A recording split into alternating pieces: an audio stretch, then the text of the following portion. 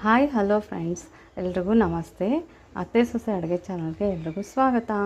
ಹೇಗಿದ್ದೀರಾ ಎಲ್ಲರೂ ಚೆನ್ನಾಗಿದ್ದೀರಾ ಅಂತ ಭಾವಿಸ್ತಾ, ಇವತ್ತು ನಾನು ನಮ್ಮ ಅಡುಗೆ ಮನೆಯಲ್ಲಿ ಪಾಲಕ್ ಸೊಪ್ಪನ್ನು ಉಪಯೋಗಿಸ್ಬಿಟ್ಟು ಸಿಂಪಲ್ಲಾಗಿ ಬೇಳೆ ಸಾರನ್ನು ಹೇಗೆ ಮಾಡೋದು ಅಂತ ತೋರಿಸ್ತೀನಿ.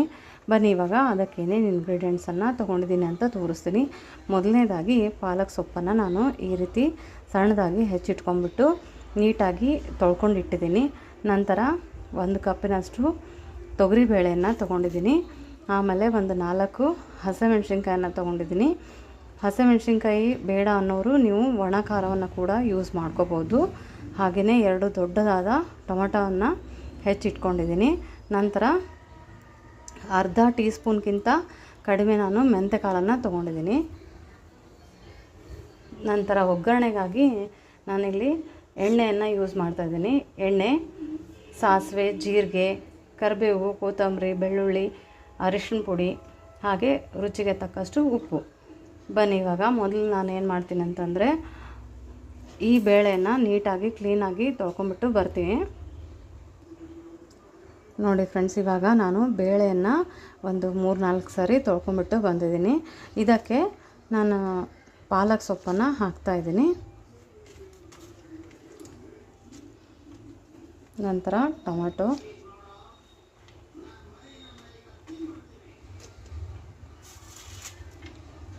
ಹಾಗೆ ಮೆಂತ್ಯಕಾಳು,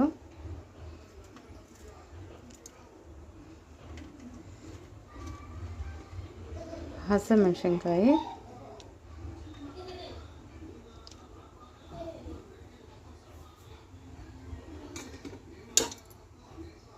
ನಂತರ ಸ್ವಲ್ಪ ಜೀರಿಗೆ,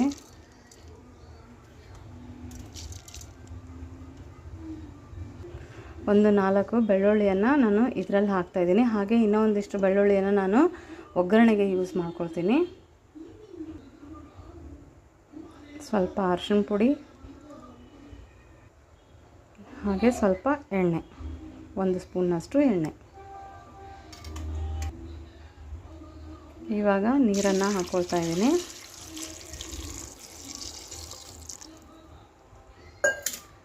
ನಾವು ನೀರು ಎಷ್ಟು ಹಾಕ್ಕೊಳ್ತೀನಿ ಅಂತಂದರೆ, ಇದು ಸೊಪ್ಪು ಬೇಳೆ ಎಲ್ಲ ಮುಳುಗಷ್ಟು ಹಾಕ್ಕೊಂಡ್ರೆ ಸಾಕಾಗತ್ತೆ. ಇನ್ನೊಂದು ಸ್ವಲ್ಪ ನೀರನ್ನು ಹಾಕಿಬಿಟ್ಟು ನಾನು 2 ವಿಸಿಲನ್ನು ಕೂಗಿಸ್ಕೊಂಡ್ಬಿಟ್ಟು ಬರ್ತೀನಿ.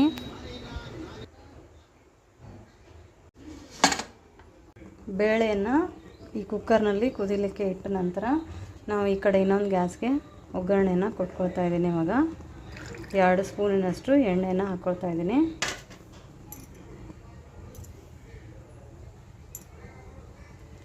ಈ ಎಣ್ಣೆ ಕಾದ ನಂತರ ಇದಕ್ಕೆ ಜೀರಿಗೆ, ಸಾಸಿವೆ, ಬೆಳ್ಳುಳ್ಳಿ, ಕರಿಬೇವು, ಕೊತ್ತಂಬರಿ, ನಿಮಗೆ ಇಷ್ಟ ಆದರೆ ಸ್ವಲ್ಪ ಇಂಗನ್ನು ಕೂಡ ಹಾಕೋಬೋದು. ನೋಡ್ರಿ, ಇವಾಗ ಎಣ್ಣೆ ಕಾದಿದೆ. ಇದಕ್ಕೆ ನಾನು ಸ್ವಲ್ಪ ಸಾಸಿವೆ, ಜೀರಿಗೆ, ಬೆಳ್ಳುಳ್ಳಿ,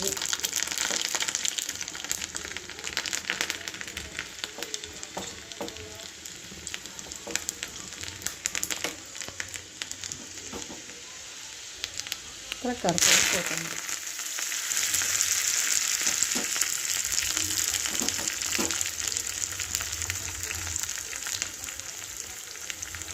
ಇದಕ್ಕೆ ಸ್ವಲ್ಪ ನಾನು ಅರಿಶಿನ ಹಾಕ್ತಾಯಿದ್ದೀನಿ. ಇವಾಗ ಆಲ್ರೆಡಿ ಅದಕ್ಕೆ ಹಾಕಿದ್ದೀನಿ, ಇದಕ್ಕೂ ಸ್ವಲ್ಪ ಹಾಕ್ತಾಯಿದ್ದೀನಿ.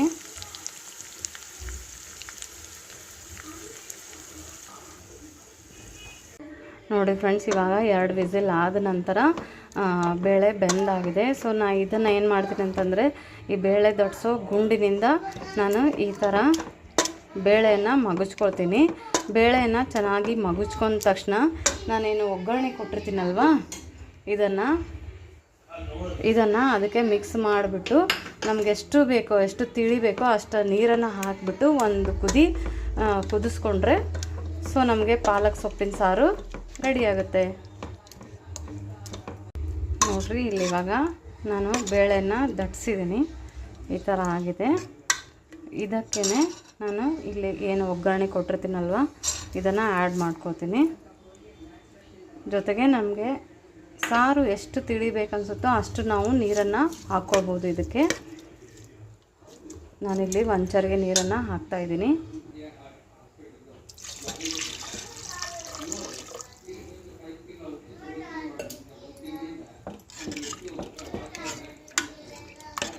ನೀವು ಕನ್ಸಿಸ್ಟೆನ್ನ ನೋಡ್ಕೊಂಬಿಟ್ಟು ನಿಮ್ಗೆ ಯಾವ ಕನ್ಸಿಸ್ಟೆನ್ಸಿ ಬೇಕೋ, ಎಷ್ಟು ತಿಳಿಬೇಕೋ ಅಷ್ಟು ನೀರನ್ನು ನೀವು ಇದಕ್ಕೆ ಹಾಕ್ಕೋಬೋದು.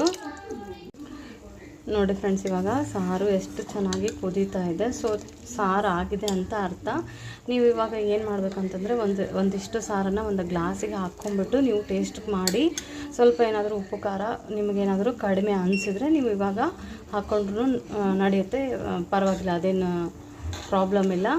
ಹಾಗೆಯೇ ನಾವು ಈ ಸಾರನ್ನು ನಾವು ಬಿಸಿ ತುಪ್ಪ ಅನ್ನದ ಜೊತೆಗೆ ಸರ್ವ್ ಮಾಡ್ಕೋಬೋದು, ಅಥವಾ ಖಡಕ್ ರೊಟ್ಟಿಯೊಂದಿಗೂ ಕೂಡ ಚೆನ್ನಾಗಿರುತ್ತೆ.